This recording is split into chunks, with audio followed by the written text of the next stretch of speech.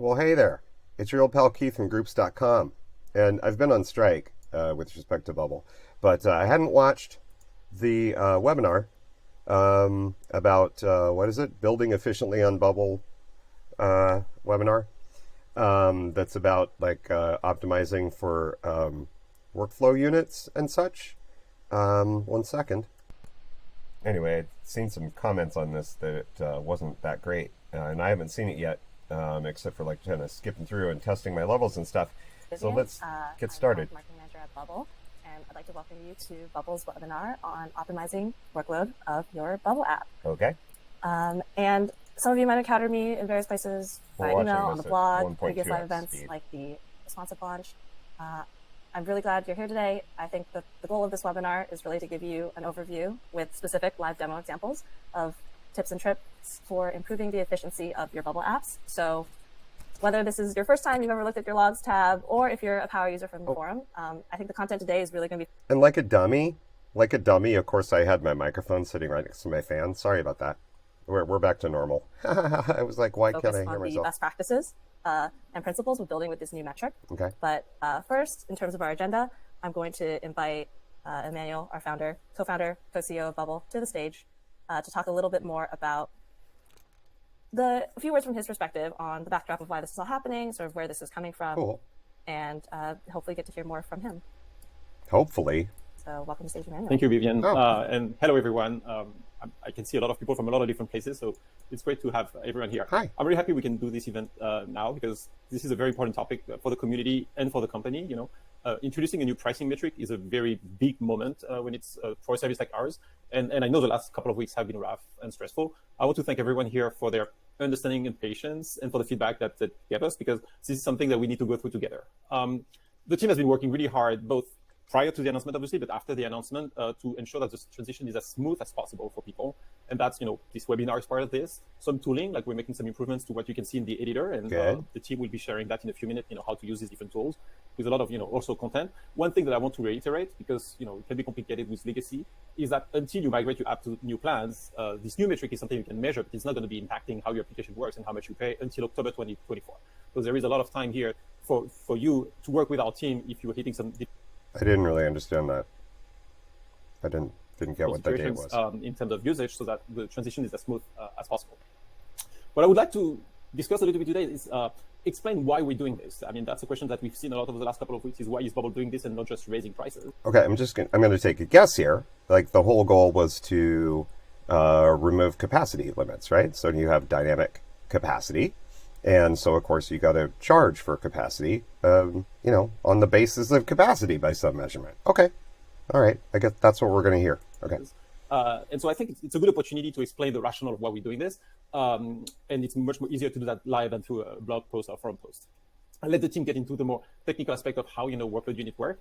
But it's really important to introduce, you know, why this metric is actually really necessary for the platform to succeed in the long term. I'm checking my text. If you look back in time, we introduced capacity in 2017 when Bubble was much less performant. And so for those in the audience that were in Bubble back then, application would basically get throttled very frequently, if not all the time. Right. And so what we thought back then is that, you know, for people who had a willingness to pay to have a faster application, they could buy more capacity, and that would drive upgrade. And it did work pretty well for a couple of years, but what we found out, and honestly, had we thought about that in 2017, we would not have chosen that metric. Like, the big mistake we made was back then is that as we make performance improvements to the platform, people started being throttled less. And so effectively, we were hoping that capacity could be the metrics that enables us to ensure that people that use our resources more pay more, so that we can keep having people who try out having very cheap plans. Right. Just didn't work. What we hoped would be like a big revenue driver for us turned out to be a smaller and smaller part of our revenue to today. Like, this is a very low percentage of our revenue with capacity. And so it's a problem we identified about 2 years ago now. That led us to, you know... Okay, wait, that was actually really interesting. So the extra capacity stuff was like a low contributor to Bubble revenue. And I can kind of see why, actually, because the first thing that you would do, right, under the old way of doing things, because like page serving is so slow, like you'd experiment with increasing your cap, and that's like something that I did, you know, like in my group's calendar app thing. This is the old capacity. This is the old WU computation. This is the new one. you'll remember in the forum that I was pretty vocal about API calls cost way too much. Most of what happens in my app is actually happening on a Google Cloud function that does like the heavy lifting when a calendar is displayed.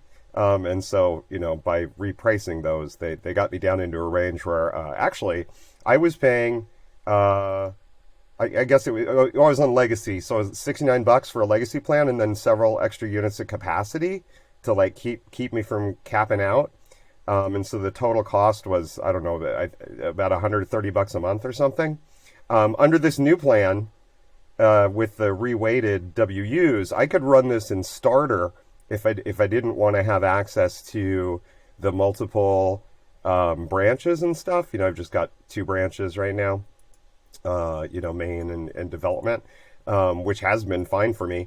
So if I didn't want to move to the growth plan where I would get that feature, like I could run this for like $30 to $40 a month based on the new numbers. So it's true that I guess we just learned that people buying extra capacity wasn't really helpful to Bubble.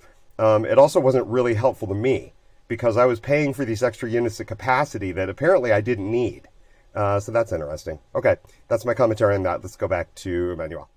The first pricing announcement we made last year with DB Things, which were the wrong metric for many reasons, but the intent behind was to actually start having a metric that scales with usage, because it is really important for a platform like ours that ambitions to be a platform where people can grow on top, and that makes its product really cheap on the low end of usage, to have something that scales with usage. Otherwise, it just doesn't work economically for anyone, and that's not a good thing in the long term of the platform.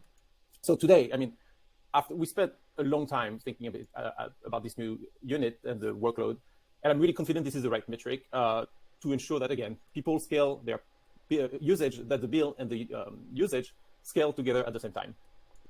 That's a really good point. And actually, I'm just going to comment that I don't think that WUs as they're envisioned today are actually that bad. The problem is, right, is that people who use Bubble like aren't web developers, and they're resistant to becoming web developers, and then WUs throws all this like web development shit at you. It comes at you really fast. And so, that's one thing that people are complaining about. People like me are not complaining about. What we're complaining about is that, for like apps like mine, I just discovered, well, one, they wanted to charge me like $300 a month to get, if the W's were like this. And then when they're recomputed, now it looks like I was overpaying this whole time, et cetera, et cetera, et cetera. But, it's some people who are using Bubble are going to have like a hard time understanding like the WUs or whatever. The other thing that people like me discovered is that inside of here, right, like, or in doing other things, like in my plugin development, we can compute exactly how much Bubble is paying for, say, an SSA execution. That's a server-side action plugin. Like when you use List Popper or something, it's probably the most popular server-side action in Bubble land. It's currently open sourced and available to anyone, but I am rethinking that decision. But when you use those, like we can see, because the logs tell us exactly what the billable time was for that node instance that's running as a AWS Lambda function, and Bubble was marking that up 4 to 5 million times, which is kind of insane. And so they've readjusted it, and I think they're marking it up 128x now, which, like, maybe that's okay, but that seems a little exorbitant to me as well. But that was another interesting comment. Okay, we'll continue. Now, the challenge when we introduce a new metric is that it does lead to a situation that we saw and that people were describing a lot on social platforms, Twitter and the forum in particular, with people having a very high increase just because, and it's not really application in percentage, but in absolute terms, it is quite a few people because we have a lot of users at this point, with people having very high usage. And so we want to really work with everyone here. Like, what we want to make sure is that, this new metric, when it comes into action in October 2024, because again, it's 18 months from now, doesn't actually drive, applications to fail. There might be some adjustments to be made on the applications, October and that's what our team wants to help you with. And this webinar is the first thing, is our first step to do this. The last thing I would say about this metric, because it's something that we heard a lot during like the rollout that we had a couple of weeks ago, is we're building this metric in the spirit that we want to do well when our users do well. Like, the point of what we're doing here is not to try to make money if someone makes a mistake. If someone makes a mistake when they develop their application and suddenly consume a lot of units, it's not how we're going to be scaling the platform and create what I hope Bubble becomes, which is a standard for programming. We want to make sure that people pay us more when they start, performing well on the platform, in the sense that they have a lot of traffic and therefore derive value from what they're building, because they have either many users or it's solving like more problems for their businesses. And so as we go through this transition of introducing a new metric, we're going to be very careful and look at every instance where we see like a big spike of usage or something, to understand whether what is the reason behind that. Is it a mistake? Is it a design decision that just doesn't work well, or is it actually legitimate usage? And so our team will be very much on deck for the next few weeks and beyond to ensure that we have the metric that really helps us again grow the platform and Bubble's cost for applications as they grow themselves and derive more value. So now I'll let Kate take the room. Kate has been a PM with us for almost 2 years now, I think, at this point, and has been leading a lot of projects around pricing. And she's going to be explaining a little bit at a high level what workload is about and how it differs from capacity, and then the different tooling that we put together to help people navigate this. Okay, cool. Awesome. Thanks, Emmanuel. Yeah, so hi, I'm Kate. I'm the product manager here for the team that's been working on the workload metric tooling and the logs tab of the Bubble editor. Like Emmanuel said, I'll give a high-level overview of what workload is. I know many of you have probably read the documentation on breaking down workload, but if you haven't, don't worry, we'll be sharing those resources throughout this webinar. Then we'll hop over into the logs tab and then close off with what the roadmap looks like in the future. So let's start about what is workload. Workload is a metric that measures the work that Bubble does to power your app. In other words, this is Bubble's way of quantifying all the underlying activities your app. I mean, I almost want to skip this part right now, or like maybe go to 1.5x, because like I already just explained this. All right, we're going to speed up a little bit. Let's go. Does as it runs. So it's and by the way, I should have done this as like a Twitch stream, but I'm not really set up to stream on this computer. It would have been fun to do this as a watch party. Sorry. different from capacity, which is a moment in time cap. Workload is a measure of total usage of the work over a longer period of time. So let's use the analogy of driving a car. Capacity is like the speed limit. So Bubble will enforce a cap similar to the speed limit on the power needed for your application to run at a certain moment of time. Whereas workload is like the distance your car travels regardless of speed. Some days your application may require Bubble to do a lot of work to power your app, while other days it may be less, and workload is the aggregate total of that work across all of those days.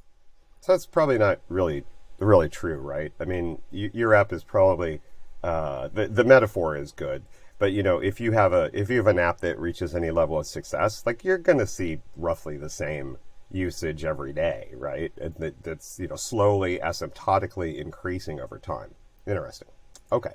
So now that we've kind of all got on hopefully the same page with workload, and definitely read into the docs for more information, I'll hop over to the logs tab and show you exactly what it looks like within your editor. All right, let's. And for those of you who are just joining us and have been asking questions in the chat, yes, this will be recorded for you, and you'll receive it at the end as an automated email. It'll also be posted on our blog at some point, so you'll have multiple copies for it. But thank you all again for joining us, and if you have any other questions, let me know. Awesome. I think we can all see my screen now. Wanted to hop into the editor. What we're looking at here is the logs tab. So last tab down here. As you hop into this, you'll see that there's a few new charts that we have and a few new data points on this tab. Would like not the first is going to be the workload usage for the last 30 days. So this is the aggregation of all the workload units that your app has been using over the last 30 days. So this would date back to March 20th here. Then it's broken down into... This is an app that's got 2 million WUs. Is this an example of a shitty one? Or is this like, oh, actually, so those would be the old things, right? Because those are, I can't see the dates here. Let's see. And then falling, so it falls on the 11th. Oop. I think this might just be like who knows if this is a real screen or not. Okay. So development versus live usage. Development being the development version that your app is running, and then live being that live version. For this application, we can scroll down and really see the bar chart here, which shows the trends over these 30 days. You can see where peaks and valleys are. Oh, okay. So here's the new ones, right? So this is went with the old WU computation, and these are the new ones, right? Yeah. Okay. So anyway, well, this app has already benefited quite a bit, but wow, it's using like 20,000 Ws a day. I wonder what it's doing. Are in terms of your workload usage and what's consuming workload in your application on a higher trend kind of view. For each of these days, you can actually click into the bar chart. And a lot of people didn't realize that, so I definitely want to highlight that you can click into the days and see the usage over that day, which will give you an hour by hour breakdown. Also, when you click into the days, this is reflective of the total that you see above. So in this case, we're seeing the end of April 2nd to be to the almost full day of April 3rd as aggregated at the top here and broken down again, development versus live. But those you would can be click in old... again. So let's say that we want to check out whatever. what's happening at 9 a.m. to 10 a.m. this hour of this day. You can click into it. Not only does it reflect here, actually, why would you be showing if we want to drill the stuff down from the old which computation of workload at this time? Sorry, my this voice will also is be reflecting a lot. in the pie chart below. Okay, so this is showing us April 3rd, 9 a.m. to April 3rd at 10 a.m. For each of these categories, once you hover over it, it shows the percentage of how much is contributing to the overall workload that's representing in the pie chart. It also shows you the exact workload units. So in this case, anything that's categorized as fetching data, so searches, aggregate searches, is taking up about 6,000 workload units for this app for this particular time during the day. Now, if we want to drill down more, let's take workflows, for example. We can click into this part of the pie chart and then be able to see all the workflows that are consuming workload at this time. Now, a lot of the activities on this list, if we go back just a second, these are what activities are consuming workload for this time. For the full list of activities, check out our documentation. We list everything that's going into workload.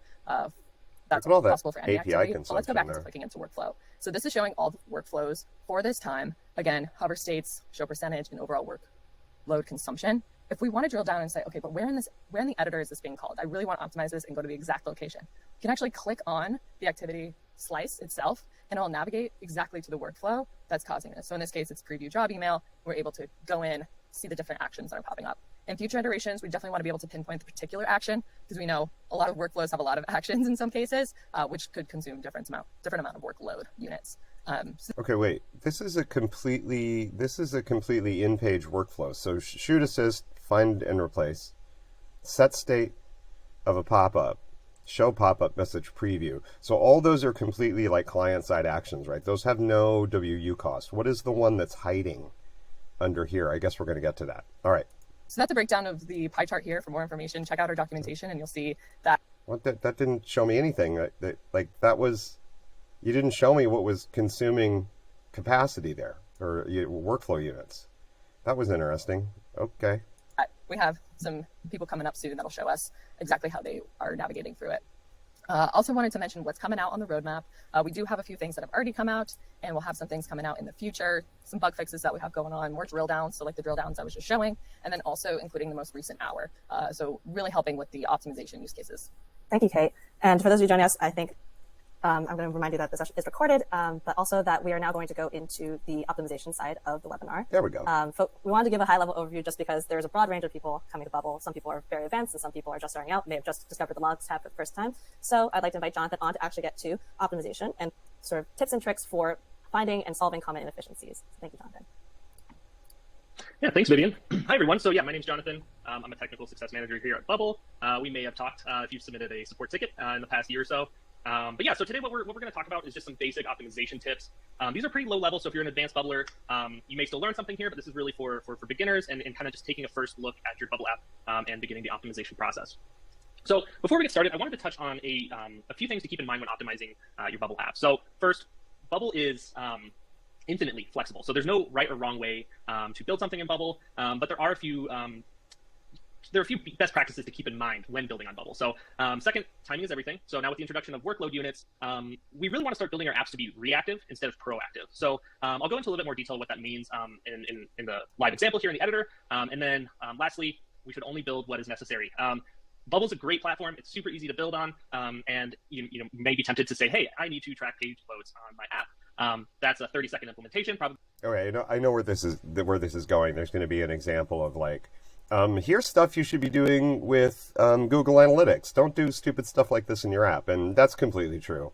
I don't know if that's maybe what's contributing to a lot of people's workflow usage. Maybe it is, but yeah, I mean, just like I would say over in the forums, like, don't do stupid things.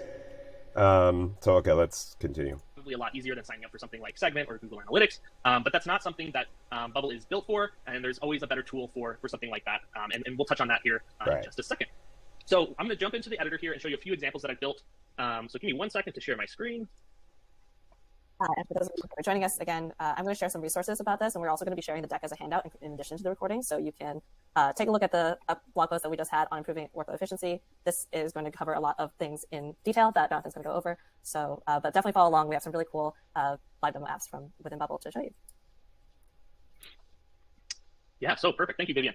So the first thing we're going to take a look at here kind of touches back to the previous thing I just mentioned, which is only doing what is necessary with Bubble. So this kind of fits into the category of excessive database activity. So we want to limit how often we write and read from our database, because that, of course, costs workload units. So in this example, what I've got here is just a simple workflow that when the page is loaded, we are creating a new log in the database, and we're tracking the action. And in this case, it's page loaded, and then we're going to... That was a dumb thing for me to have done. Sorry. Track the user that is loading the page. So while this works, and this takes probably 30 seconds to set up, believe it or not. Yeah. Okay. I would totally agree with this. Like, do not do stuff like this. Like, why do you need to, like, log when a page got loaded? This is totally what you would do with Google Analytics. We're going to, like, speed this up. Like, okay. So, I guess that's a pro tip. All right. This action, because we're starting an action, we're writing to the database, we're writing, the current user and everything. This can take almost 2 workload units per page load. So while this works on a small scale, as your app scales and you hit thousands and thousands of page views, this is no longer very feasible for you. So what's the alternative? Well, the alternative here is to use a service such as Google Analytics or Segment. In this case, I'm using Segment. This is the official Bubble plugin for Segment. And it's essentially the same exact workflow, right? So when the page is loaded, we're sending a page view to Segment. And in here, I just have a page category set to example. We can add additional values if we want to, send the user, send any additional context. And the great thing about this is it all runs client-side, so no workload unit consumption whatsoever. Yeah. So that's a great alternative, and it kind of touches back to doing only what you need to in Bubble. So we don't have to track our page views in Bubble, and perhaps a better alternative is to use a service that is built for tracking activities.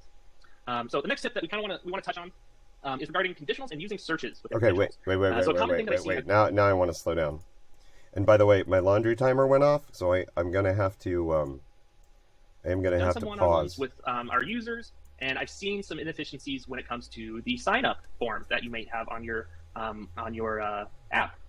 So here, what I have is just a simple email address input. We're not doing the password right now, but we're just looking at the email. So you can see this email input doesn't have a conditional at all, right? So the user doesn't necessarily know whether or not they've used their email address for your service, but likely they haven't. Over here, what we have is a conditional that is searching for users and seeing if their email address matches our input. And if it does, it's going to return true. And we're going to change the border color to red to indicate, hey, this email address has already been used. And while this works, and especially, like I said, it works on a small scale. You don't have to do this in Bubble, because someone can't sign up with a duplicate email address. This search is going to become very heavy. And not only does this trigger when the user starts typing or changes anything in the input, it's also going to trigger when anything happens, anything updates regarding the users on the back end, which if you have 100,000 users, that's going to happen quite often. So what's the alternative here? Well, the alternative really, and I'm going to pop open this example here, you can see that it works, but the alternative here is to, instead of running this conditional, we can just let the default Bubble alert the user that the email address has already been used. So we've all seen it. If you try to create a user, it's not going to show here, of course, but Bubble will pop up a browser alert that says that this email address is already in use. So we can also customize that. We could put another, we could catch the error and put something, some text under here to tell them, hey, you might already have an account. Do you want to sign in with that account? And this is really a great way to save workload units, because 9 times out of 10, a new user to your platform likely didn't have their email already in your database. So this is going to return false almost all the time, but you're still spending workload units to get the false result here. So, the small things like that, you're thinking, right now, hey, this is a great solution for me, but as in 18 months when you start paying with workload units, maybe this isn't the best way to go about it. And for that small percentage of users who are trying to sign up with the same email address, you can use the native alert. So next, we're going to hop back to the editor. So let me go over there. Okay, so far we've got 2 stupid things that people do. Okay. That's fine. I mean, that's okay. And we're going to take a look at backend and recursive workflows. Uh-oh. And in this example, what we're looking at here is an example of, let's say you have an API and you need to check it for changes. And let's say you're checking it every second. Okay, well, where this is going, right, is polling is stupid. Like, polling is always stupid.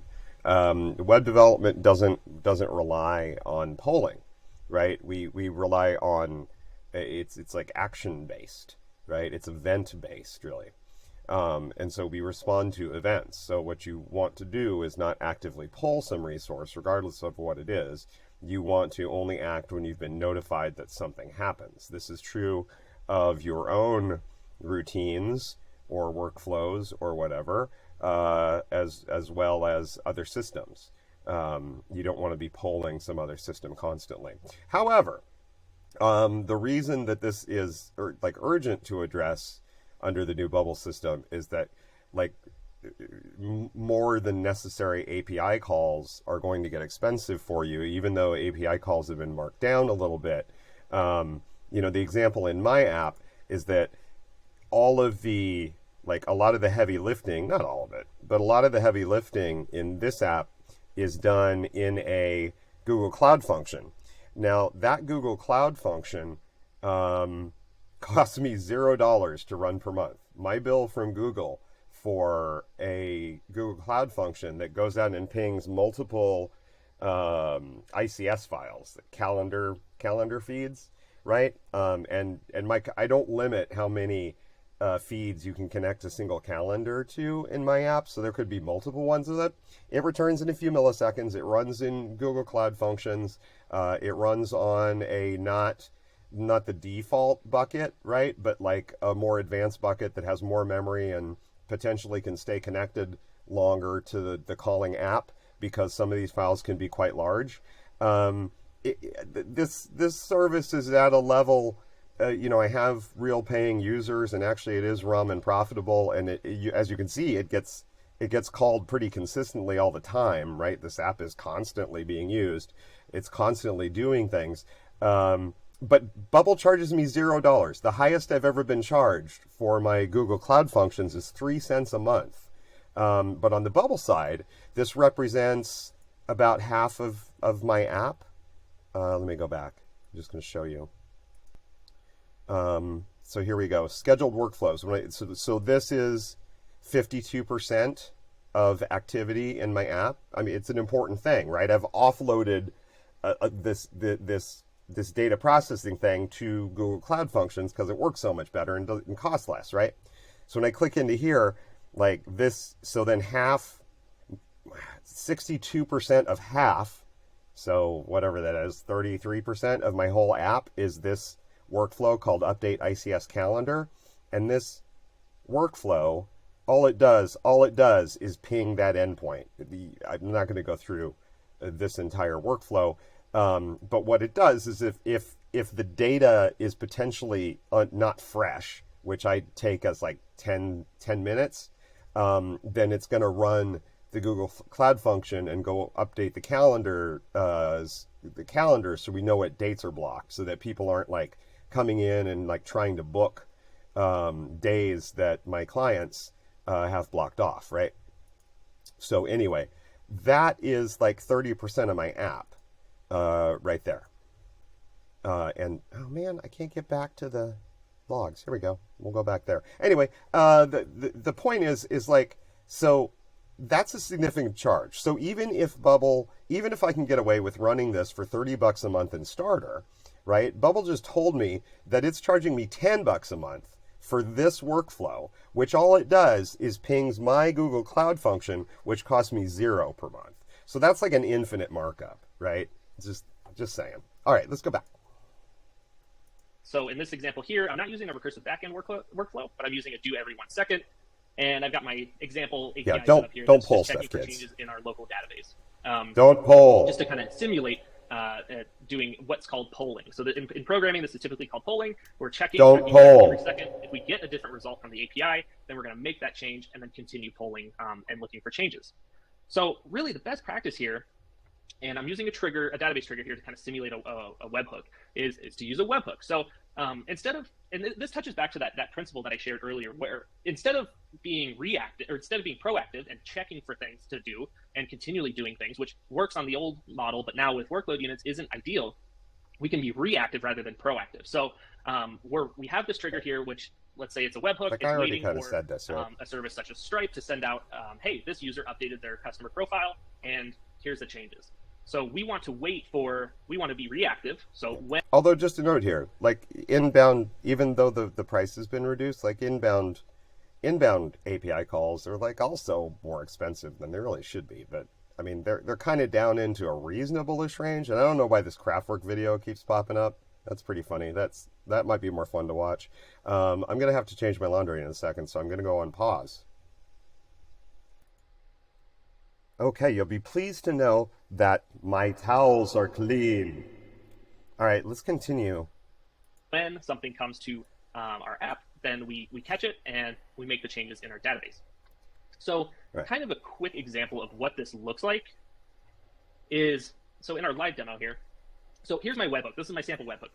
Right now, the values are the same, and we can see that every time that our webhook is triggered, we spend 1.12 workload units per triggered action. Okay, so if somebody updates their Stripe customer profile, we're gonna consume 1.12 workload units to update their profile in our database. Now, if we were polling Stripe's customer profile endpoint looking for changes, in this example, we're using 0.32 workload units per each poll. So that's happening every second. So you can imagine how that adds up. And if a change does happen and we need to change something in the database, then the entire polling plus the changing of the data is 1.43 workload units. So, you can see when I simulate a change on the back end, they both change. Funnily enough, this is a little bit faster because it's immediately reacting to the change that's submitted rather than polling and looking for the change. But you can see that while they do the same thing, one is much more efficient in terms of workload usage. So the last thing that I want to touch on is a pretty common thing that I've seen when working with users. Let me hop back over to the editor really quick. And that is nested data in repeating groups. So often we see that we have, often we have data and then we have related data. So in this example over here, we have contacts, and for each contact, we are also looking for that contact's communications. Let's say these are phone calls or emails that are related to this contact. So in this example over here, we have our repeating group where we're doing a search for contacts. We're just pulling all of our contacts. And then for each cell, what we're doing is we have a nested repeating group here.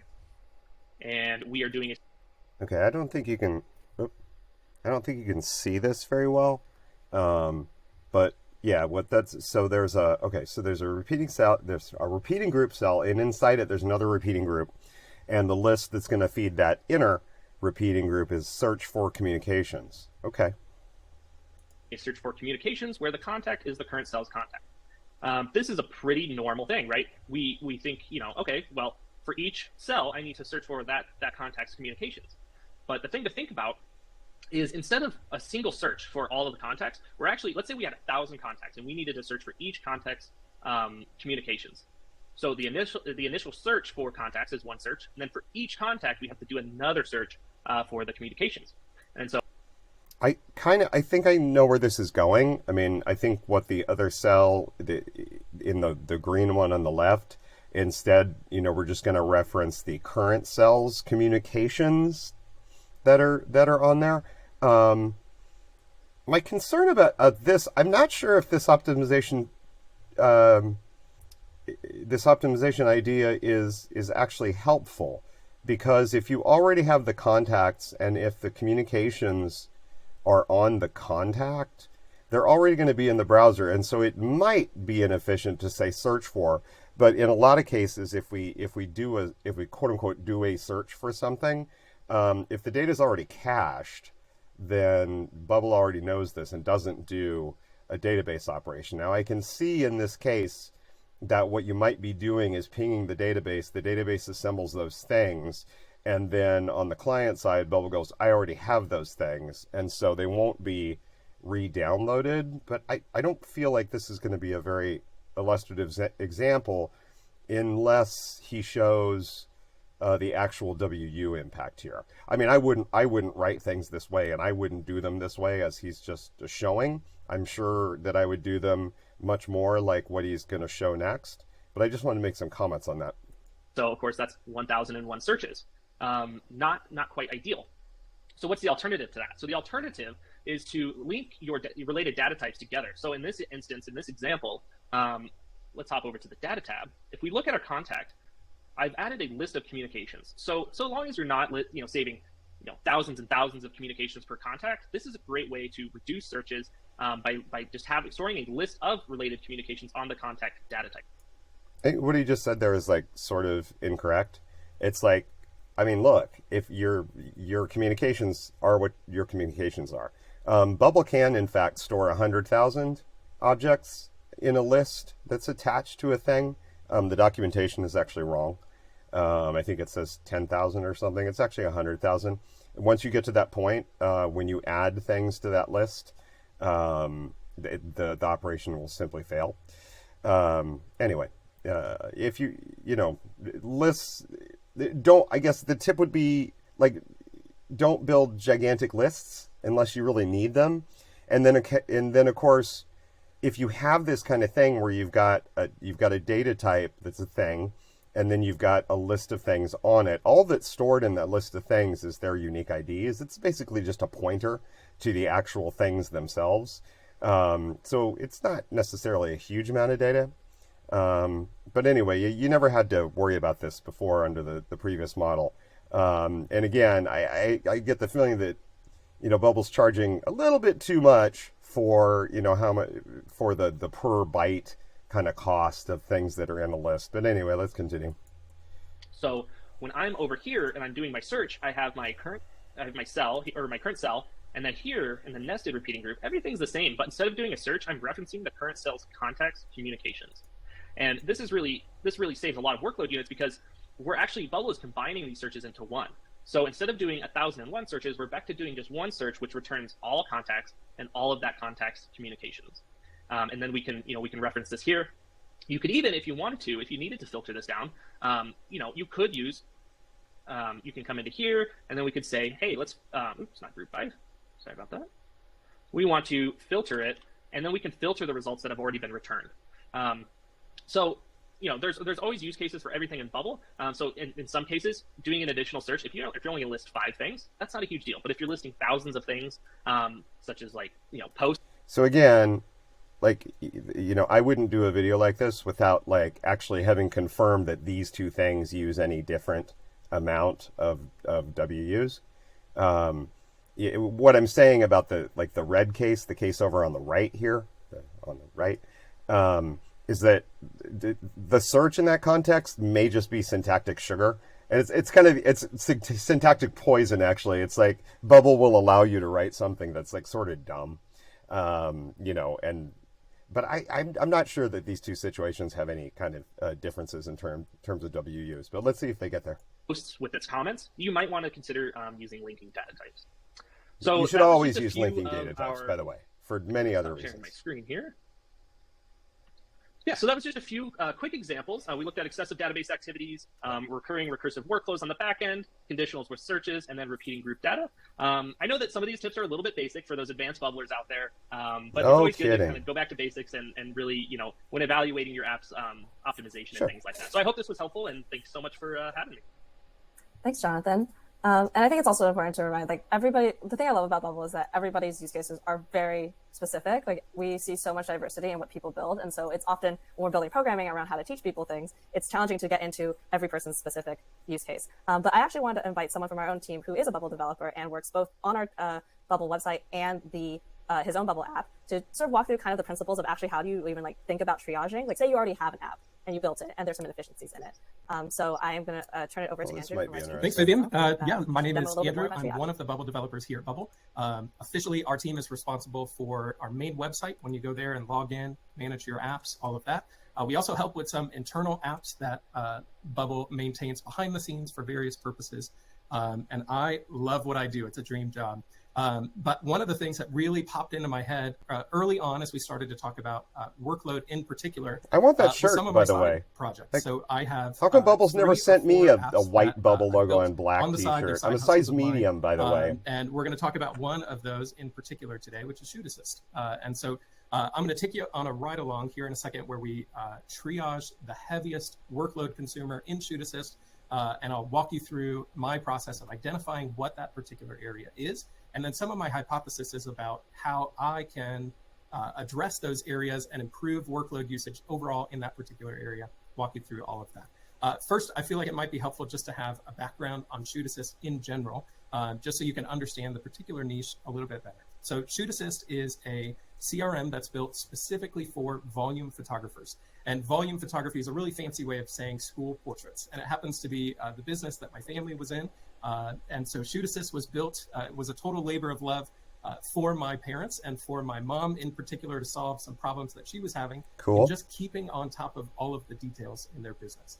And so that's what Shoot Assist is. I'm going to go ahead and share my screen. I'm glad it wasn't what I was originally thinking it might be. Let's find the right tab here. Give me I'm just sorry a to keep second. mousing around. I'm just antsy. And take you into the logs tab, which is the first place that I went to identify what particular areas of Shoot Assist were heaviest and what it is that I could do about it to make Shoot Assist more efficient and just in general really reduce workload consumption across the board. One thing I do want to call out here is I am a total nerd when it comes to this stuff. I love experimentation, especially when it's data driven. And so stuff like this, I get really excited about and would encourage you in your apps to really think through how you can be data-driven in your approach to understanding the heaviest areas of your app and how you can address them, measure it, and then repeat based on whatever learnings that came out of measuring and continue to apply those changes to your app.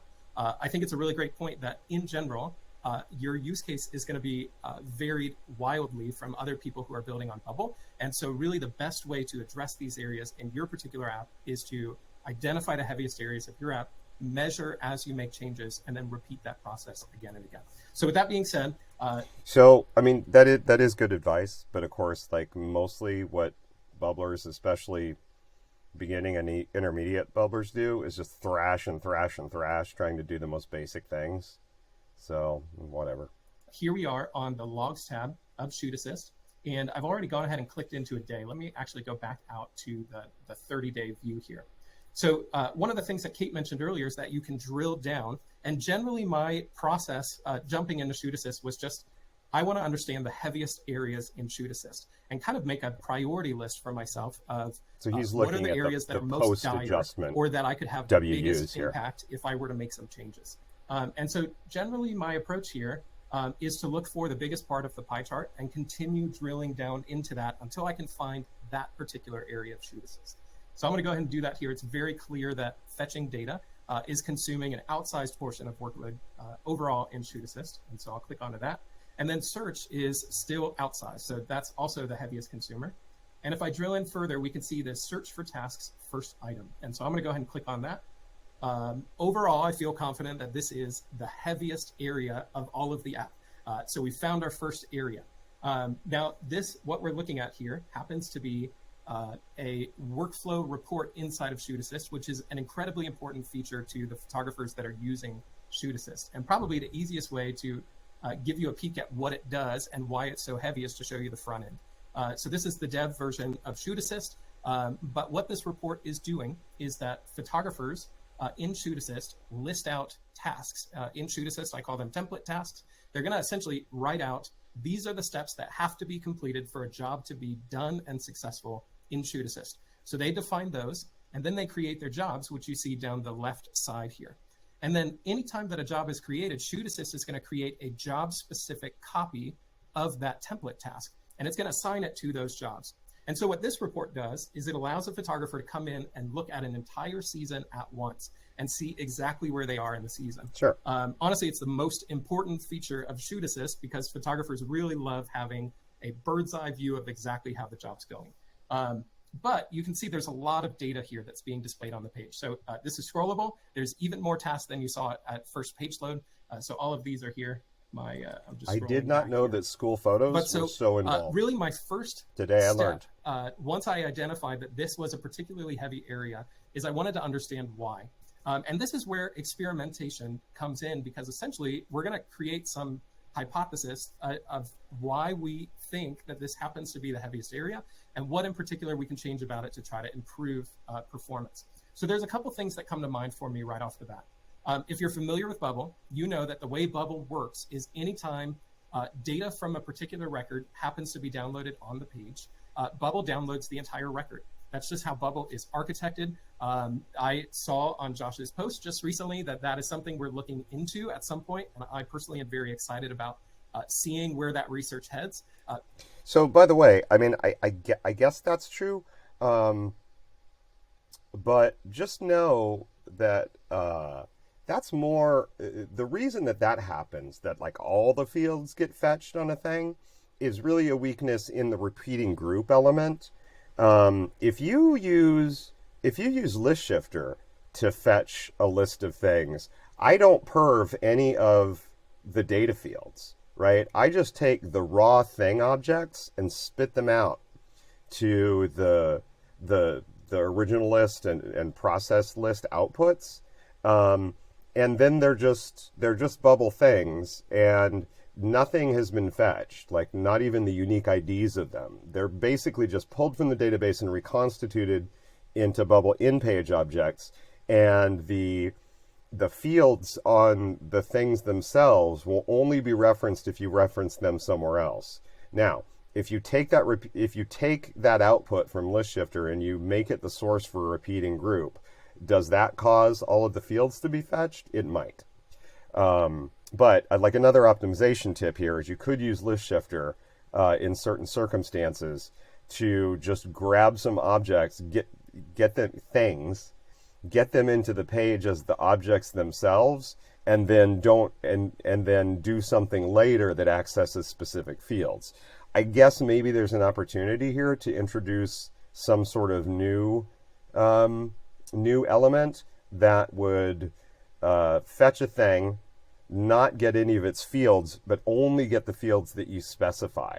The interface for such a plugin would be a little bit ugly, but maybe that would be a thing. If I were still building Bubble plugins, I might consider building that, but I'm probably not going to build any more plugins, and at least I'm not going to do it in a very quick manner.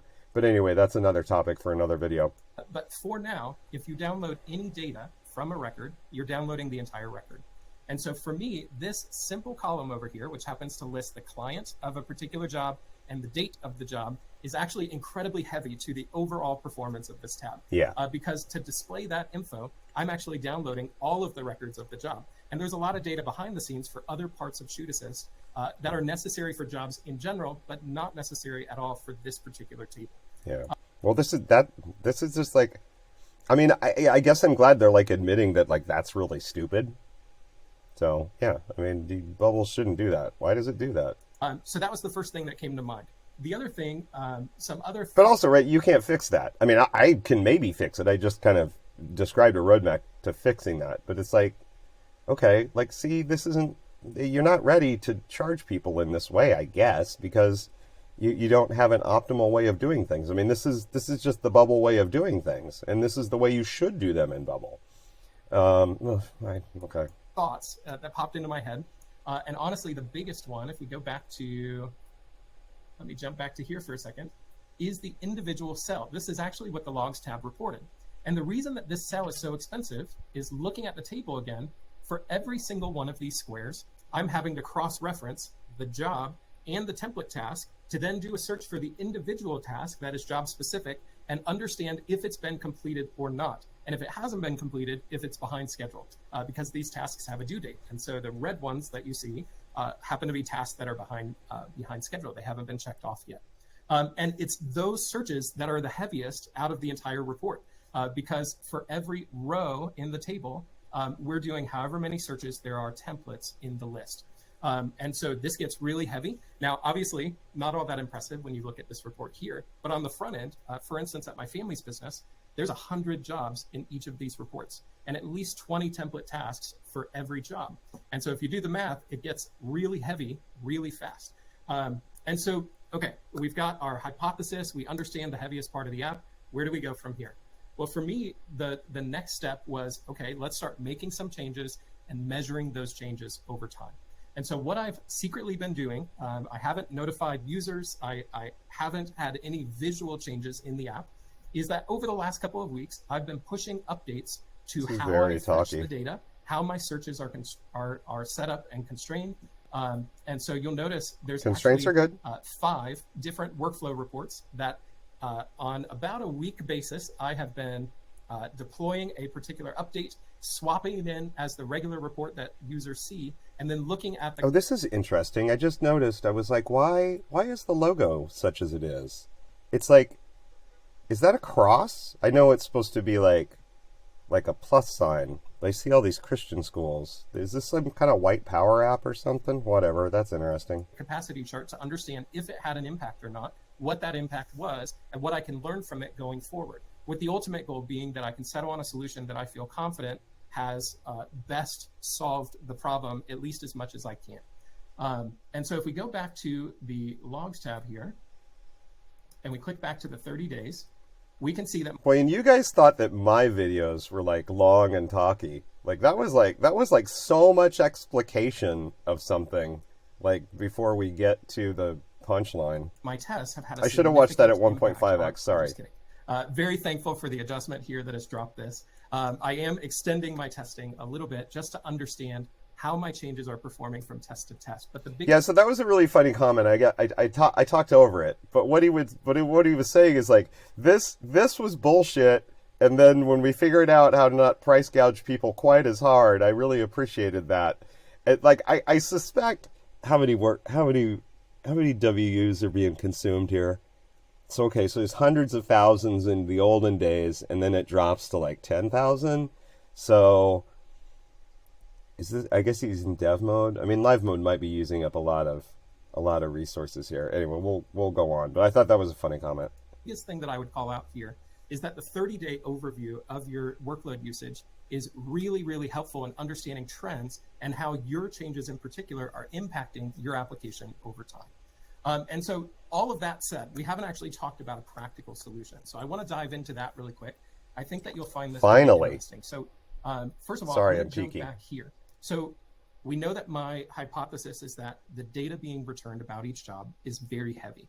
We also know that the individual searches over on this section is even more heavy because each of those individual searches is costing me workload usage on the page. And so the current solution that I'm testing and really excited about is that I've actually created a backend endpoint where I am temporarily creating a new data type that I'm feeding to the front end in order to cut down overall on the total data that's having to be passed to the page, and also to cut down on the individual searches that have to be done on the page to understand if each job-specific task has been completed or not. So just to show you how I'm doing this, we can see that I've got this endpoint. So it's this workflow report endpoint, and we can see here I'm constructing just a little bit of JSON to make this work. So I'm doing my search for jobs on the back end, and you can see that I'm defining just the particular fields that I need on the front end. So if we look at that report, really the only fields I care about are the name of the client and the date. And then I also want to be smart that I can look up the job if I need to. So I'm including a unique ID. Like this is like an incredibly fancy workaround, right? I mean, from like a beginning bubbler's point of view, like, I mean, oh man, I mean, I guess it's a good tip, but like, who's gonna bother to do this? Like things should just work right. I mean, like Bubble knows what it needs. Like why there's old posts by Josh, right, that talk about like optimizing for like page load speed and stuff, and like trying to selectively pre-cache things and stuff like that. And I think that all of that work actually kind of screwed the pooch with respect to this kind of problem that's being discussed, because basically the optimization worked out to be let's grab all the data about all the things because the user might use them. I mean the Bubble programmer when I say user there in that context. So that's kind of funny to me. Anyway. And then I've constructed an array here where I'm passing just the completed tasks. And that means that instead of having to search for all of the tasks that might be included in the report, I'm only actually pulling the completed tasks associated with a particular job, which will actually cut down pretty significantly on the total amount of data that's being passed to the front end. Now, I know that the searches are still being run on the back end, so there are some workload usage, or there is some workload usage to be considered from that. But the general thought here is that if I can cut down on the many individual searches on the front end, that could have a significant effect. Well, okay, but have you tested it? What are the results? Like, you have a theory, and like, why are you presenting this to people? Are you on the page overall, total amount of data being searched, and so really excited about this approach overall, and just wanted to call it out as an example of ways that you could look at your particular app with an experiment mentality to understand the heaviest areas of your app, how in particular you might be able to this is the kind of nonsense that I do. You might be able to like nobody else but me does to shit really like have an this. impact on those areas in your app. Once again, if we're working from heaviest area of your app down, any changes that you're able to make will have a significant impact on a large portion of the overall workload usage in your app. So there was, I'm going to say, so experimentation, that is good. There was nothing about triage, though. It's like, what triage would mean like cutting out some feature. I don't know. Key takeaways, some just kind of recap here that might be helpful. Start with your biggest offender. Absolutely use that pie chart to your advantage to work down to whatever the heaviest area of your app is, and then go from there. Another thing is, and I think this is really important for find all of us, ways to send only the data to you experiment. want. So you have 18 months to be able to test this out in your app, to make changes, to measure those changes, to see the impact they have, and do the whole cycle. Actually, I'm gonna take issue with that too, because it's like if you can do changes like this that reduce your Ws right now, like you would move to a new plan like immediately, right? Like you look at my case, I already talked about how like actually Bubble was kind of jacking me before. And my real costs for running this app, even in new Bubble, are like $30 a month. Like I would click that button like right now, right? So I would say, to the extent that you have the ability to reduce your WU usage now, like especially with the tips, the first tips, which were like super basic, and they acknowledge were super basic. If you're doing dumb stuff like that, like you're doing stuff that really should be offloaded to Google Analytics, well, then just fix that and like see what the result is. Because as soon as you get your app to the point where running under the new plans is cheaper, you should switch, right? Because the name of the game is like actually making some money on shit. Again and again and again. So just want to stress that really take your time. Come at this with a scientific approach, measure those changes, and go from there. And then, my specific niche example here. You forgot the comma is after that EG. I think the biggest takeaway is any way that you can reduce the amount of data that has to be pulled or searched on a page will have a really big impact. And then, so like, but a more immediate way to do that, right, is do any filtering that you can, like in the dialogue for your search, right? Like that should really, like that wasn't even highlighted at all in this webinar, but we all know to do that because that's a performance enhancement as well. Like make no mistakes, like under the new system of pricing, like performance is rewarded. So doing things that are more performant are generally going to be in sync with the pricing model. Finally, that last point there just kind of goes with the second point of trying a solution, come at this with a scientific mentality, try a solution, measure it, learn from the results, and then do the whole cycle again. And I think you'll be impressed with where you can get in terms of making your app more efficient. Thanks, Andrew. And I guess we're kind of at the end. I'm going to share the handout of this particular deck as a download. If you go to the handouts tab, you'll be able to see it. But there will be additional resources shared within it on how to improve your workload efficiency. There's some things you may have already seen for the manual about workload weights. Well, they should have put the links to those things what's not calculated. I'm sure someone will change that. And coming soon, we're going to be coming out with more advanced efficiency options, and we're also going to be updating the pricing page eventually to reflect this. But there are 18 months. I think people are asking. It is October 2024 before workload becomes a feature of a pricing metric. So right now, it's really about understanding and tooling around the dashboard that you see right here. I just want to make sure, basically, to thank everybody. So actually, again, I'm going to stress this again. Like, if you can optimize your app under the new pricing methods and you can move to one of the new plans, like, do it as soon as possible. Okay, I mean, whatever. I know Bubble's being reactive, but, For your attendance, I think, the amount of care and attention paid in the Bubble community is kind of what makes it special to me. So really appreciate your time. Hope this was helpful in some ways. And if you know somebody who missed it or you want to share this information, there will be a link to the video. We'll also be posting I'm going to share my own video, like real shortly. That was cool. All right. So thank you so much again for attending. I really appreciate it. Okay, you guys. Thanks for watching with me. Thanks for having a little watch party. I'll talk to you later. Maybe you'll see me again. You never know. Bye. Oh, go to groups.com/karma and send me money. Thank you.